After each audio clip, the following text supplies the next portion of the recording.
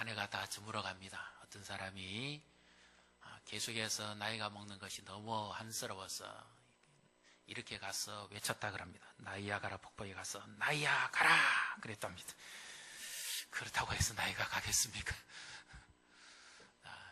우리는 나름대로 보상을 생각을 합니다. 인생의 보상. 내가 나이 먹도록 이렇게 수고하고 애를 많이 썼는데 과연 내게 남은 것이 무엇이며 돌아오는 것이 무엇인가.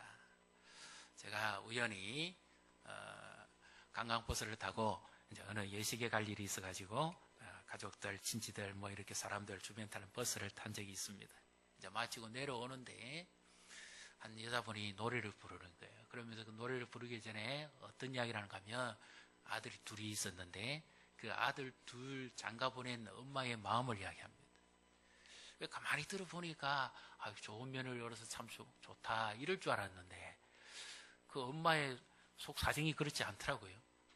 시집 와서 그렇게 고생하고 자식을 낳아 키워가지고 이제 장가를 보냈는데 뉘앙스가 며느리한테 아들 뺏기는 심정인 것처럼 그렇게 이야기하더라고요.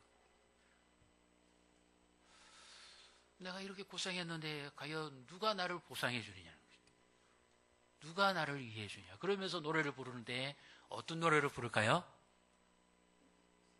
예, 청춘을 돌려달라는 겁니다. 그래서 내 한평생 고생하고 수고한 이 수고와 이 애씀을 누가 알아줄 거냐고요. 예. 남편이 알아주고 서방님이 알아주고 그래도 여인의 그 못할 속사정이 있지 않습니까? 때로는 자녀들이 효도하고 섬겨준다 하더라도 그 어머니의 가슴에는 늘 한 구석이 여미지는 부분이 있고 또 여인의 인생에는 특히 이 채워지지 않는 아픔이 있잖아요. 그래서 과연 이렇게 수고하고 애를 쓰고 사는데 과연 내 인생은 누가 기억해주고 누가 나를 보상해 줄 거냐는 거죠. 이제는 몸도 늙었고 마음도 힘들고 예전 같지 않고 기력도 쎄하고 그런데 과연 누가 내 인생을 보상해 줄 거냐. 참 이 부분이 그냥 예사롭게 넘어갈 부분이 아니에요.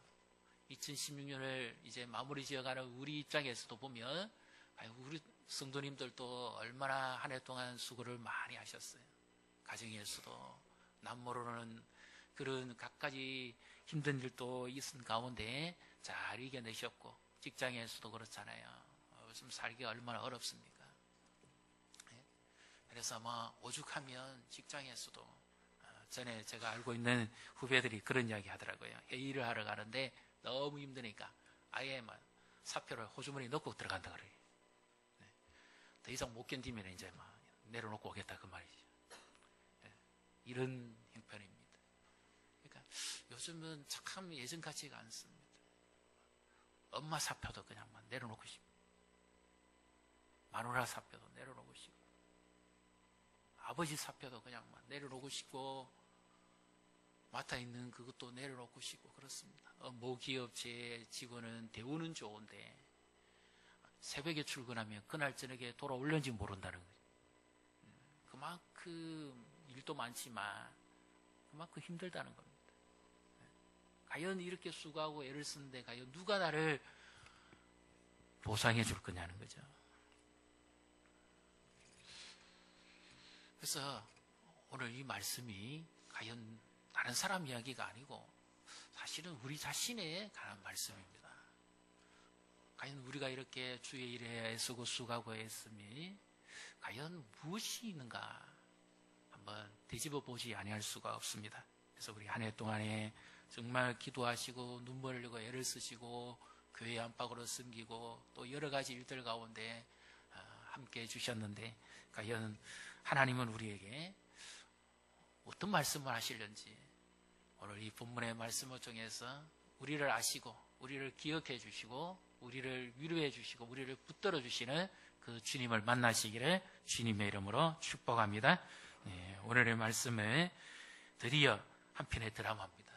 룻이 이삭 주우러 밭에 갔는데 때마침 보아스가 그 밭에 딱 도착합니다.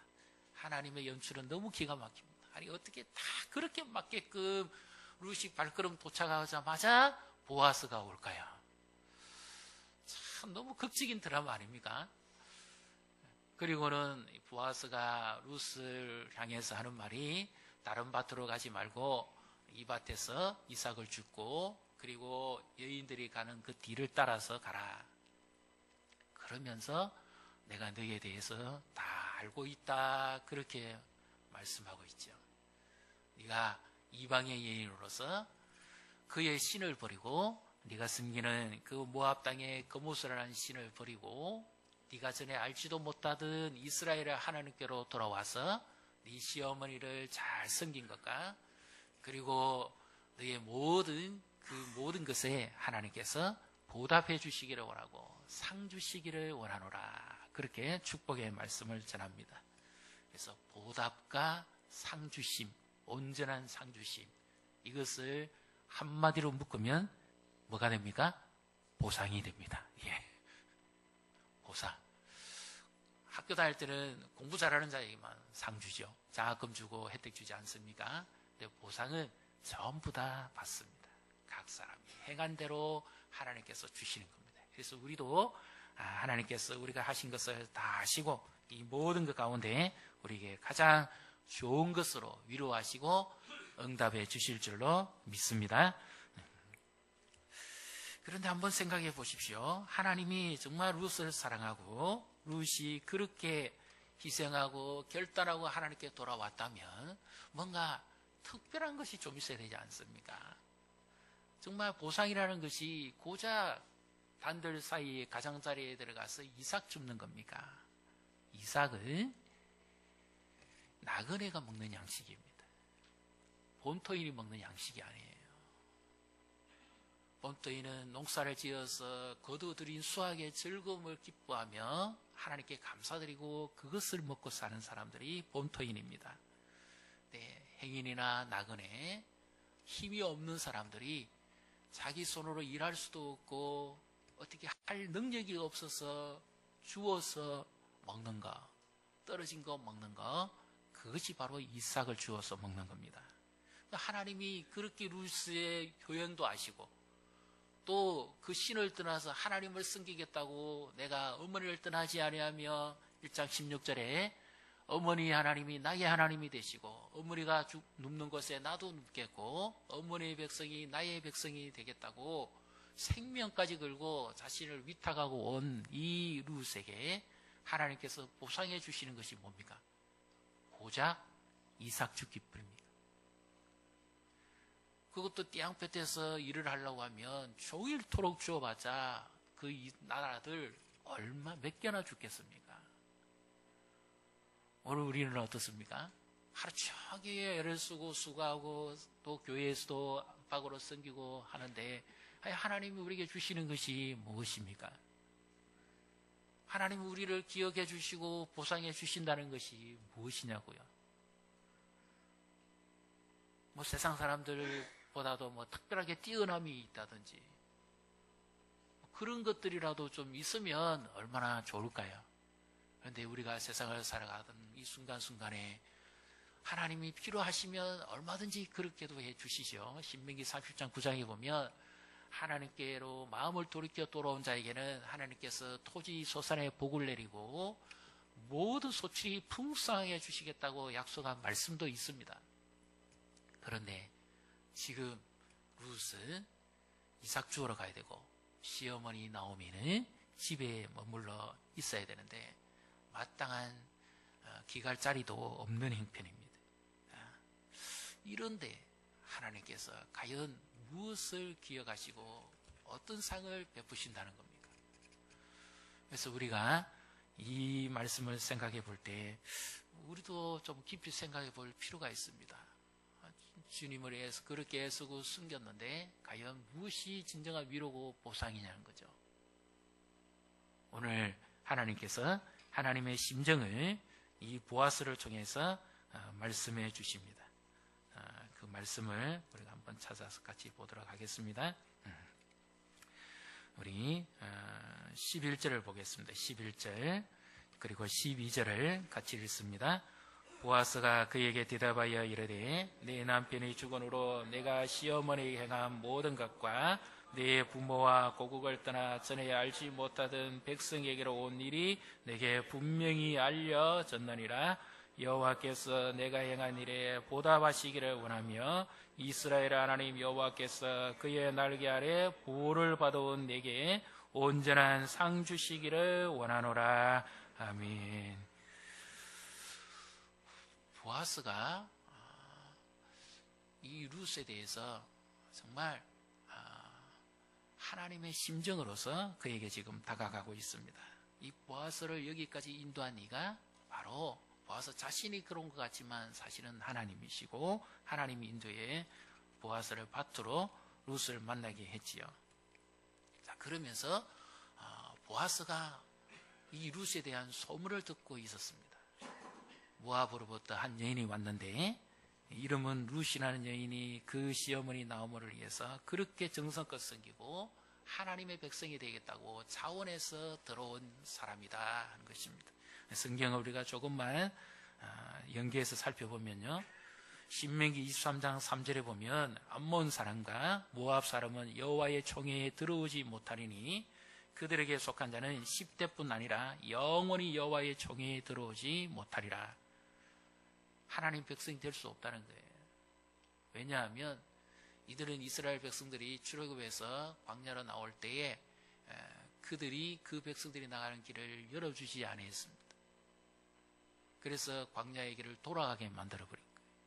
그리고 이 모압과 암몬 이 두 민족은 아브라함의 조카 롯이죠. 이름이 비슷합니다.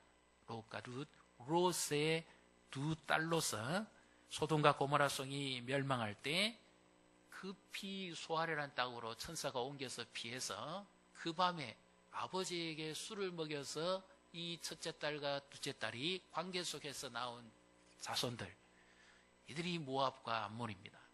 이들은 그 타락의 민족이고 하나님을 섬기지 않는 대표적인 민족 중에 하나죠. 그런데 이 모압 여인, 이방의 여인이 어떻게 이 보아스가 이런 복을 빌 수가 있습니까? 하나님께 돌아올 수 없는 여인이에요. 아무리 효행을 한다고 해도 그렇게 천국에 갈 수는 없는 겁니다. 그러면 왜 하나님이 보아스에게 이렇게 말씀합니까? 이것이 이제 이중상극 명령인 거예요. 성경에 정령 먹으면 죽는다 그러는데 죽어야 됩니다. 그런데 예수님을 보내셔서 믿는 자는 구원을 얻도록 하신다 하신 것처럼 이방의 사람으로서 결코 여호와의 총회에 들어오지 못하지만 그 신을 버리고 하나님을 스스로 섬기기를 원하는 사람들, 하나님께서 그 백성으로 받아주셔서 그들에게 은혜를 베푸신다는 거예요. 그래서 룻은 시어머니 나오미를 통해서 하나님을 알았습니다. 그리고 하나님의 백성이 되기를 자원해서 십자가 지기로 선언했습니다.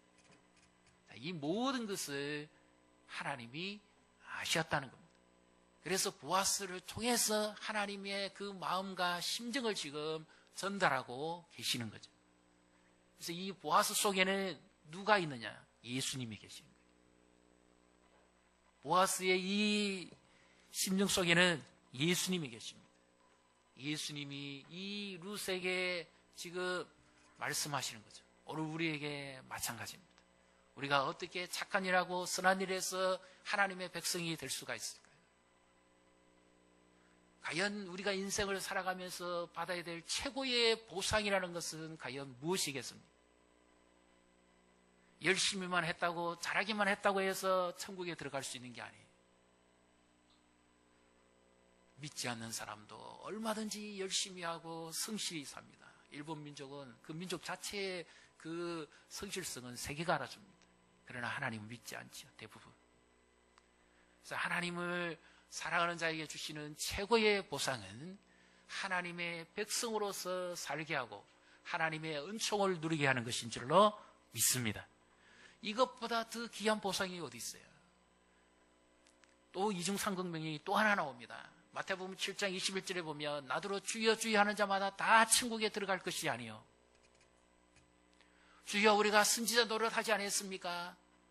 귀신을 내쫓지 않았습니까? 내가 이 일도 하지 않았습니까? 저 일도 하지 않았습니까? 심판날에 내게 그렇게 말할 자가 많을지라도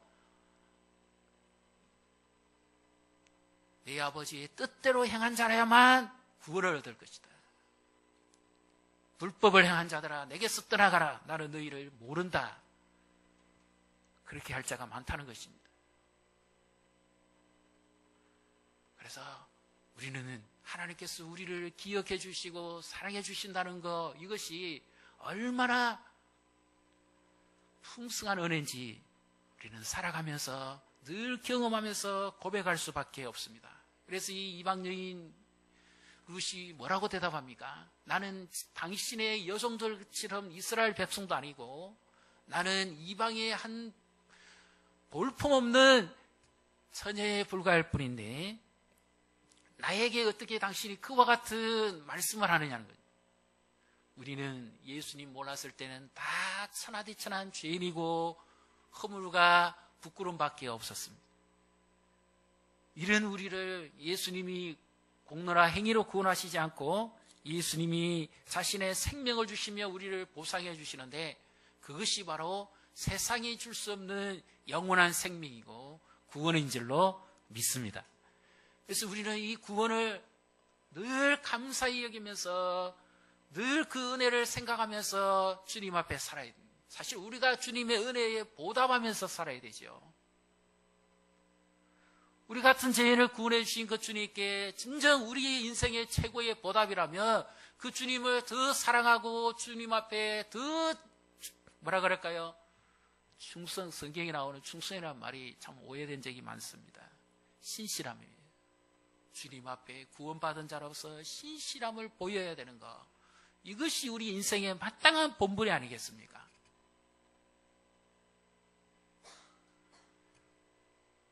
하나님은 우리를 구원하시고자 예수님의 생명을 주시면서까지 우리의 인생을 보상합니다. 죄에 빠져서, 타락에 빠져서, 허물에 빠져서 우리 스스로 하나님을 찾지도 못하고 알지도 못하는 그때에 하나님은 인간이 줄 수 있는 최고의 보상이죠. 멸망에서부터 건짐받는 그 보상을 하나님이 주시는데 지금 이 룻에게 하신 이 말씀이 오늘 우리에게도 하나님께서 동일하게 하시는 말씀입니다. 우리가 받아야 될 최고의 은총과 복이 있다면 무엇입니까? 이 예수님을 알았기 때문에 이제는 이 예수님을 의지하고 믿음으로 계속해서 살아갈 수 있다면 이것보다 최고의 복이 있을까요? 뭐 다른 복이 또 필요합니까? 하나님이 우리에게 은혜를 베푸고 우리를 기억하시면서 그렇게 살 수 있도록 해주신 것, 그 삶이 최고의 보상이 아닐까요? 다른 거는 한시적인 겁니다. 물질적인 거나 문제 해결이나 일시적인 것들입니다. 그러나 내가 주님의 은혜를 받고 그렇게 예수님처럼 살 수 있었다면 이거는 이 땅에서도 내게 상이요 저 천국에서도 영원한 내게 주어질 상급이죠. 이것이 우리에게 얼마나 큰 축복입니까? 룻은 이삭을 주우러 가면서도 하나님의 백성이 되었다는 것, 그리고 그 백성들 가운데 함께 할 수 있었다는 것, 시어머니를 모시고 힘든 십자가를 지는 고난의 길이지만 그렇게 할 수 있었다는 것, 이것이 그에게는 최고의 축복이요 영광이라고 지금 그는 고백하고 있는 것이죠. 감히 어찌 나 같은 이방의 천한 계집종에게 그렇게 말할 수 있습니까? 하나님은 룻을 아셨습니다. 하나님은 오늘 우리를 다 살펴보시고 아십니다. 우리의 모든 것을 하나님은 아시고 기억하십니다. 믿습니까? 우리 옆에 분 보시고 축복하십시다. 하나님은 기억하십니다. 하나님은 모든 것을 아십니다. 우리가 위로받을 게 뭐예요? 이 보아스가 룻을 어떻게 알았습니까? 벌써 소문이 났잖아요. 이방의 여인으로서 왔는데 베들레헴 땅에 소문이 났습니다. 하나님이 우리를 아신다는 것, 이것보다 최고 위로받을 때가 어디 있어요?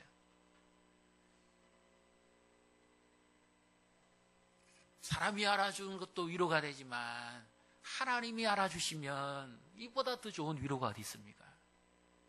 예전에는 그렇게 힘들게 어렵게 신앙생활을 하고 가난과 어려운 가운데서 사신 분들이 최고의 위로받는다는 말씀이 무엇인가 하면 하나님이 아십니다. 하나님이 위로해 주십니다. 그 말만 하면 그냥 울었어요, 그냥. 근데 요즘은 하나님이 아십니다. 하나님이 다 아시겠죠. 사람이 나를 알아주냐는 거죠. 하나님은 전능자니까 다 아시겠죠. 요즘은 하나님의 위로보다는 사람의 위로가 우리에게 더 중요하게 여겨지는 겁니다. 함께 해주고 손잡아주고 기도해주고 사람도 위로를 받아야죠. 내 백성을 위로하라 그렇게 말씀하셨으니까 우리가 서로 위로하는 공동체가 되어야 됩니다만은, 그러나 사람이 몰라주는 사람의 속사정이 있잖아요. 어머니의 사정, 여인의 사정, 남편의 사정, 이 사정들이 있지 않습니까? 그 사정을 누가 위로해주고 누가 알아줄까요? 그래서 주님이 지금도 나를 기억해 주시고 알아주시면 그것이 얼마나 큰 힘이 됩니까? 누구에게도 말 못한 것을 하나님이 알아주신다면 그보다 더 위로받을 것이 어디 있습니까? 여인이 젖먹이는 자녀를 혹 젖먹는 시간을 잊어버리든지 아이를 잃어버릴 수는 있을런지 모르지만 나는 너희를 잊지 않겠다고 하신 하나님의 약속의 말씀이죠. 그러니까 주님이 우리를 얼마나 사랑하시고 우리를 아십니까? 그래서 주의 날개 그늘 아래 보호받으러 온 자에게 하나님이 온전한 상 주시기를 원하는데, 하나님이 우리에게 주시는 상을 한국교회가 자꾸 내세에 가면 큰 상이 있으니까 이 땅에서 충성을 많이 하려면 자꾸 일로서 연결을 시킵니다. 그러나 그보다 더 중요한 상이 있어요. 예수님 닮아가는 성품입니다. 그렇게 못 살아서 문제지요. 예수님 닮아가면서 살 수 있는 것은 이제 내가 나이 늙었는데 교회 일도 할 수 없는데 그럼 내게 무슨 보상이 있느냐는 겁니다. 나는 아프기도 하고 그런데 어떻게 일을 해서 보상을 받습니까? 그러면 아무 일을 안 하면, 교회에 봉사 아무것도 안 하면 하나님 내게 아무것도 줄 상이 없습니까? 여러분, 자꾸 그 상을 일로 연결시키지 마세요. 상을 자꾸 직분으로 연결시키지 마세요. 그보다 더 중요한 상은 내 삶입니다. 믿습니까? 예수님 닮는 성품의 그 삶이 진정한 내 상이에요. 일을 할 때도 있고 못할 때도 있습니다. 형편에 따라서요.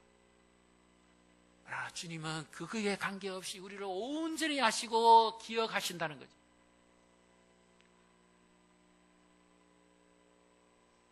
주 앞에 신실함을 지키는 거, 그 얼마나 귀한 일입니까?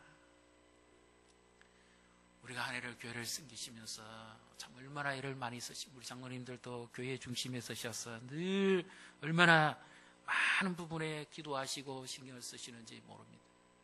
참 교회 일 하다 보면은 얼마나 그럴 때가 많아요. 누가 내 마음 알아줄까요?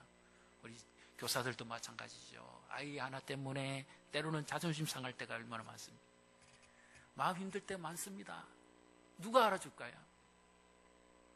옆에서 같은 교사라도 알아주고 성도들을 알아주고 이러면 위로는 받습니다.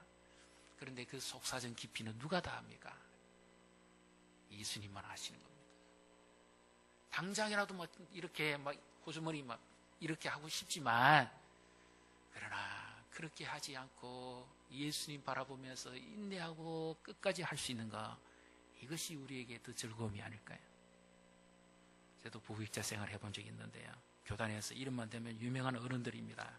그러면 그분들에게 호되게 시집 살았다는 거 아시겠죠? 근데 그때 하나님께서 주신 마음이 있어요. 내려놓는 것은 쉽다. 그럼 어떻게 할까?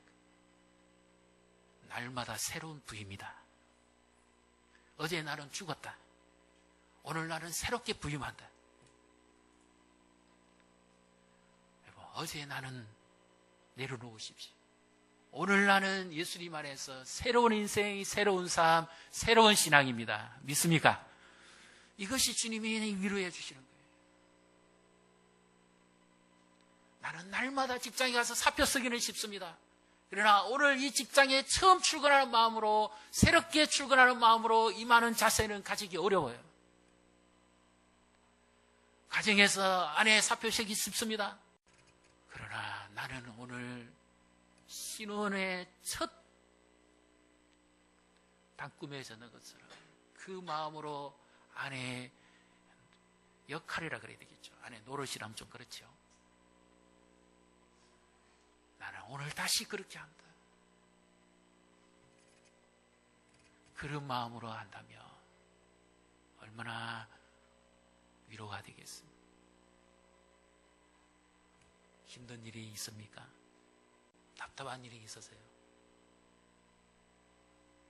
집안에서나 아니면 직장에서나 또는 교회를 섬기면서 마음적으로 힘드시고 아픈 적이 있으십니까? 사람은 다 위로 못 해줍니다. 사람은 다 할 수가 없습니다. 그 아빠하고 힘들어했던 건 주님만이 아십니다. 그러면서 주님이 루스에게 지금 보아스가 말하는 것처럼 우리에게 말씀합니다. 내가 너를 잘 안다. 잘하였다. 내 날개 그늘 아래 와서 보호를 받고 힘을 얻어라.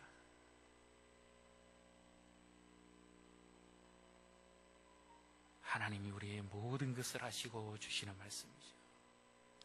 한 해 동안 교회를 섬기시면서 그 섬김의 손길이 남아있지 않습니까? 당신의 그 섬김이 천국에서 해같이 빛나리. 우리는 예수님을 섬겨야 되는데 그 주님이 우리를 섬겨주신 그 사랑으로 교회를 섬기고 성도를 섬기고 이웃을 섬기고 영혼들을 섬기는 것은 얼마나 귀한 일입니까? 그래서 주님도 아십니다. 그래서 우리가 섬긴 모든 것에 자국이 있고 향기가 있고 흔적이 남습니다. 우리의 이 섬김을 통해서 하나님의 미래를 같은 이 섬김을 통해서 하나님의 뜻이 이루어지고 하나님의 교회가 더욱더 바르게 세워지고 하나님이 기뻐하시는 그런 우리 한 사람 한 사람 우리 교회와 공동체가 되시기를 주님의 이름으로 축복합니다. 주님은 우리에게 소문 내어 주실 겁니다. 베들레헴 저녁에 루스에 대한 소문이 난 것처럼 하나님이 우리가 쓴 자리가 힘들지라도 그 하나님의 은혜를 바라보고 그 자리를 지킬 때 주님은 직장에서도 소문을 내주실 것이고 사회에서도 소문을 내줄 것이고 이 지역에서도 소문이 나게 해주실 것입니다. 주님이 그렇지 않다 하더라도 주님은 알아주십니다. 이 모든 것 가운데 주의 품에 안기십시오. 그리고 주님과 손을 붙잡으시고 2016년 그리고 2017년을 다시 한번 행진하면서 하나님의 뜻을 이루어 가시기를 주님의 이름으로 축복합니다.